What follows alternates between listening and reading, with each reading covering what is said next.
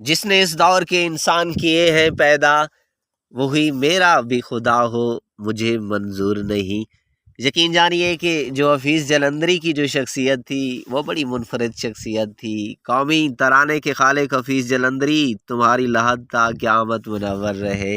فیض احمد فیض کی بیوی ایلس فیض جیل کے اندر اپنے شوہر فیض احمد فیض سے ملنے کے لیے جاتی ہے تو اسے کہتی ہے کہ میں سمجھتی ہوں اس کی سرسری افواہ ہی صحیح جیل میں تم لوگوں نے تک ضرور پہنچی ہو گئی کہ حفیظ جلندری کے ساتھ ایک محفل میں کیا واقعہ پیش آیا۔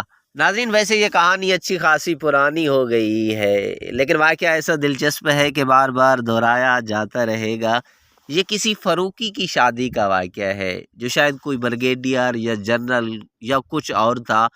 شادی کے موقع پر لوگوں نے حفیظ جلندری سے کچھ نیا سنانے کی فرمائش کی۔ بس پھر کیا تھا، اللہ دے اور بندہ لے، اس بھلے آدمی نے موقع کی مناسبت سے کوئی ہلکی پھلکی چیز سنانے کے بجائے ایک خشک سی نظم سنانا شروع کر دی۔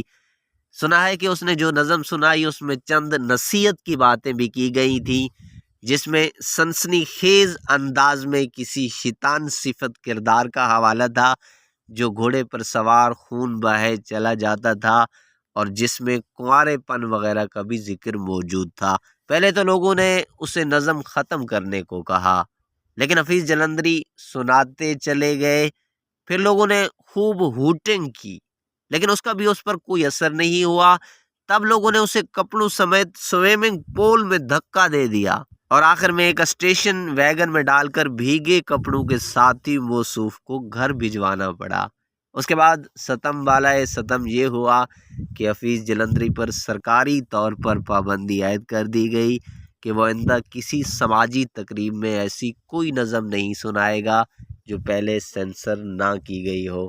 17 سال کی عمر میں ان کی شادی اپنے رشتہ دار خاتون زینت بیگم سے ہوئی، جن سے آپ کی 7 لڑکیاں پیدا ہوئیں، بیٹا نہ ہوا۔ 1939 میں ایک کم عمر انگلش خاتون سے دوسری شادی کی، مگر یہ شادی کچھ عرصہ بعد طلاق پر ختم ہوئی اور حفیظ جلندری نے اسی غم کے زیر اثر یہ شعر کہا، جو کامیاب محبت ہو سامنے آئے، میں کامیاب نہیں، ہاں میں کامیاب نہیں۔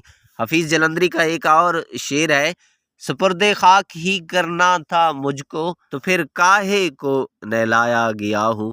پاکستان کے قومی ترانہ اور شاہ نامہ اسلام کے خالق حفیظ جلندری 21 دسمبر 1982 کو لاہور پاکستان میں 82 سال کی عمر میں وفات پا گئے۔ وہ مینار پاکستان کے سائے تلے آسودہ خاک ہیں۔